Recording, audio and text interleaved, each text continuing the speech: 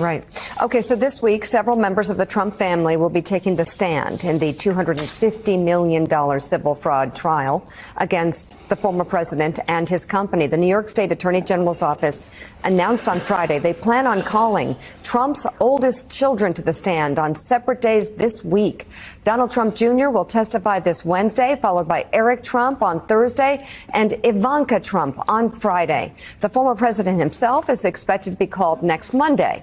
Prosecutors say they expect Trump will be their final witness. Meanwhile, Trump has not let up on his attacks against the judge in the case. On his Truth Social page, Trump called Judge Engoron crazy and corrupt. Trump has already been fined twice for breaking a gag order for speaking against the court staff. There is no protection against speaking against the judge or prosecutors. Just, George, there's so many questions here, but procedurally, first of all, can they not show up for some reason, the family members? And if they do, can they plead the fifth and not answer questions? Or do they have to show up and do they have to answer questions? They have to show up, but they can take the Fifth Amendment.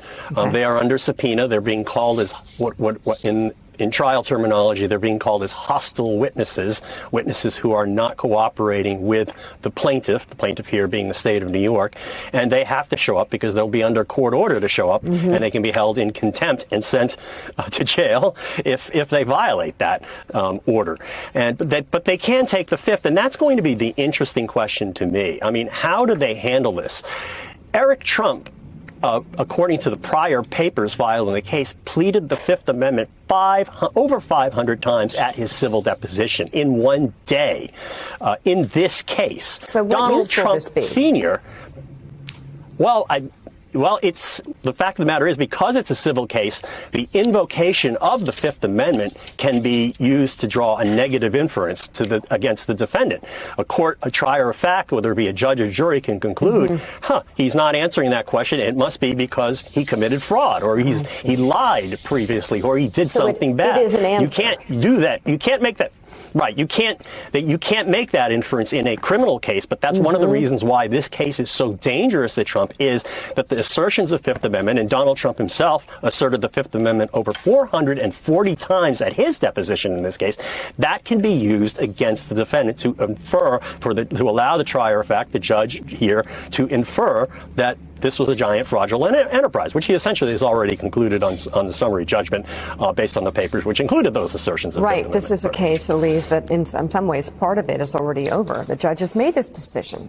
Well, that's what I wonder about, because we all have so much fatigue with Donald Trump doing something that if anyone else did it, just like way he talks about judges violating gag orders, they would be in a huge heap of trouble, and yet Donald Trump doesn't get in trouble. And so, George, that's what I would ask you. What if, say, Donald Trump doesn't really get punished in this trial? What does he have down the pipeline? Do you think that this current predicament is his most risky trial, or do you think that, say, going forward, classified documents, any of the plethora of legal issues that he has, how do you see the legal landscape unfolding? Well, I think the other cases are much more dangerous in the sense that, this case just takes away his money. He'll always have something. He's not going to be penniless. He may have to liquidate his properties because he can no longer operate them and do business in the state of New York or as a New York corporation elsewhere.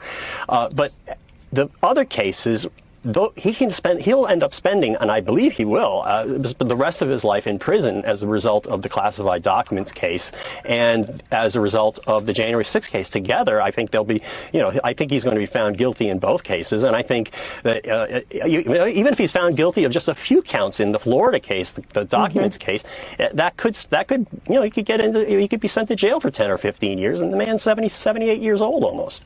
Totally agree that those are serious and they have consequences for this nation and the world, really. But I want to stay focused on the civil trial in New York, because it seems, George Conway, although I could be wrong, you let me know, it seems like it's moving right along. Like they've got a schedule, and after the kids testify and Trump testify, they're wrapping it up. While these other cases, it's, Trump delay every step of the way, if they can, with tons of different interruptions. This one seems to be moving quickly. And again, the judge has already decided, right?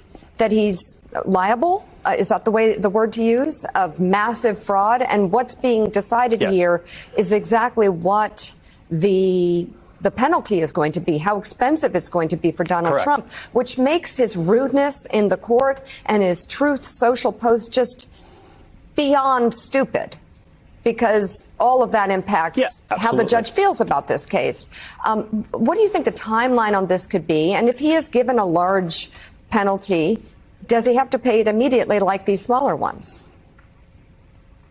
Well, I mean, one of the things, what he could do is he can ask for a stay of the judgment. He got a stay of the part of the judgment that has been issued already with respect to the cancellation of his right to do business in the state of New York. He can, and what you can do if you are, a defendant and you've been hit by a big judgment in a civil case in a lower court, is you can post a large bond, equivalent to whatever the damages are or whatever here the restitution is, or whatever they're going to call it. You can post a bond, and that would suspend the collection of the judgment pending the appeal. But the fact is that it's still going to be devastating to him, because no one right now, who's going to lend him money, who's going to do business with him? A man who's basically subject to this uncertainty. He's and just the embarrassment of the judgment. He's going to end up having to sell properties to address this judgment. And and we will prevent it. I know all the players. I know the players. I know the good ones, the bad ones, the weak ones. There's a very powerful player, Viktor Orban. Did anybody ever hear of Viktor Orban? He's the head of Hungary. Hungary fronts on both Ukraine and Russia. Oh, my God. No, but the conversation about Viktor Orban, what worries me, besides that he gets the things wrong, that is his model for American illiberal democracy. That if he were to come back, that is the person he would fashion himself after. And that ought to give people pause. And a lot of people in the audience, no pause. No pause. Trump also had some problems with U.S. geography as well. During that same speech, he appeared to forget which state he was in, saying he was in Sioux Falls, which is located in South Dakota, while he was actually speaking from Sioux City, Iowa. Well, thank you very much, and a very big hello to a place where we've done very well, Sioux Falls. Thank you very much, Sioux Falls.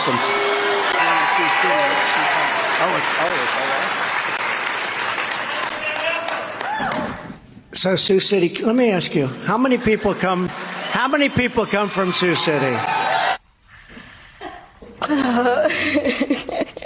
I mean, Katty K,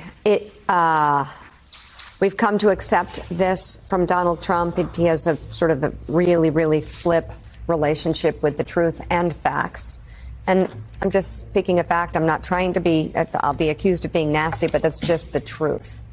If this was Joe Biden, what networks would be on a loop right now, playing it and then talking about perhaps having then a doctor on about his mental acuity? There is such a disconnect in reality here in terms of the two front runners for president.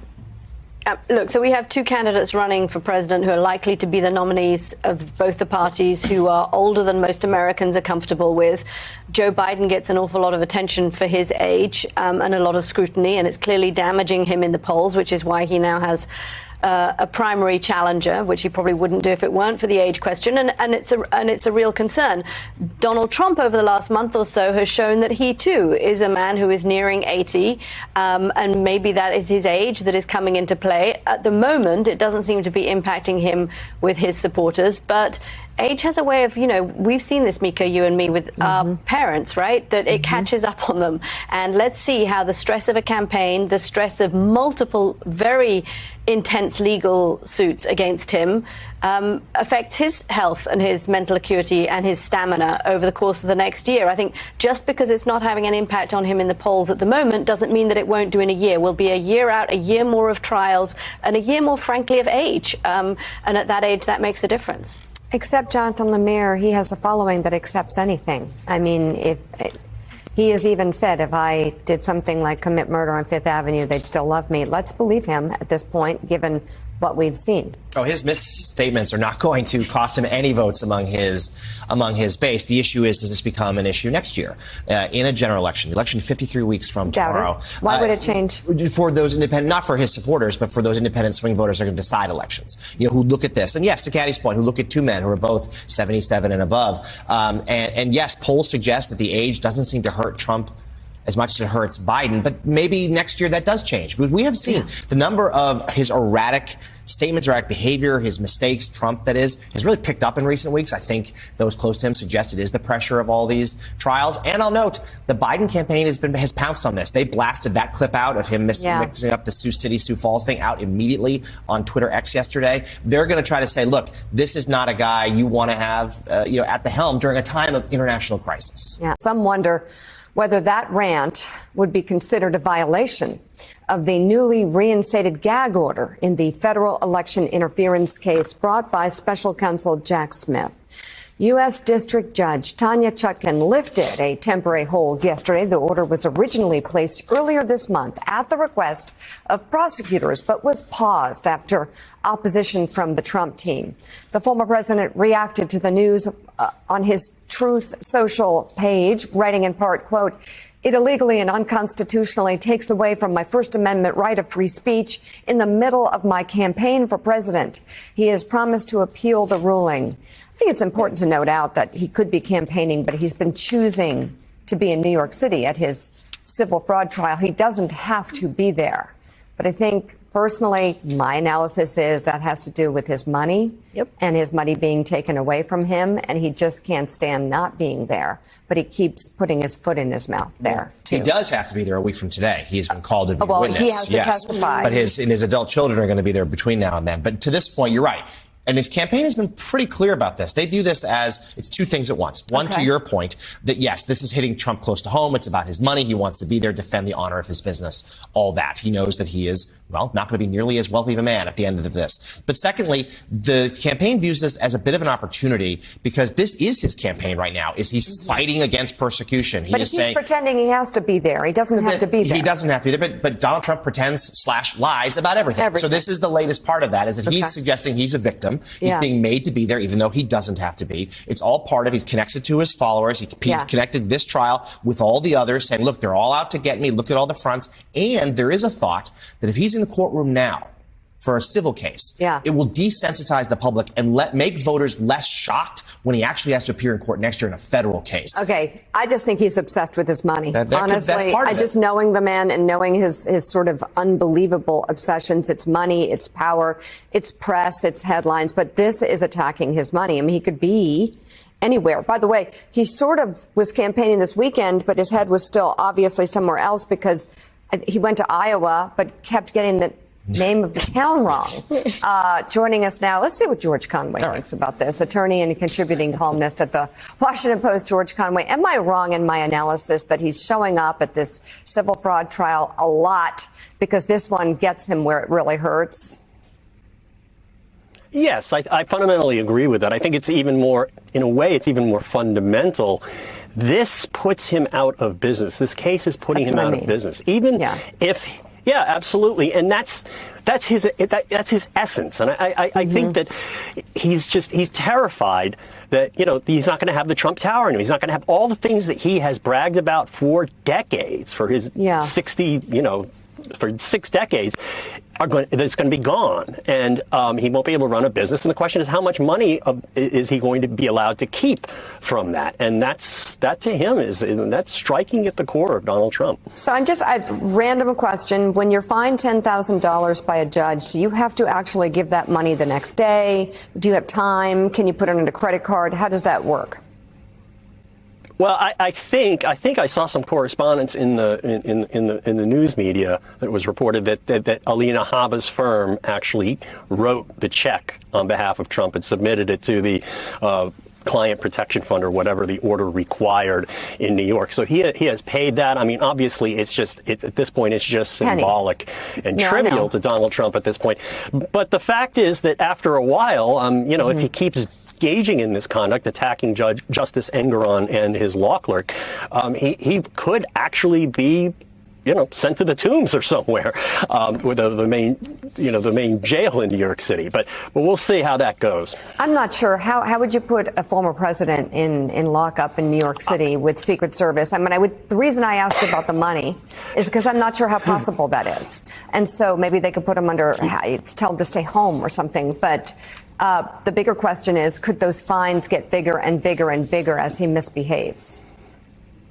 Yes, the fines can get bigger and bigger as he misbehaves. I mean, one method that has been used by courts in the past to enforce criminal contempt sanctions or civil contempt sanctions is to keep increasing the fines geometrically. 1,000, 10,000, 100,000, and Justice Engoron could keep ramping those figures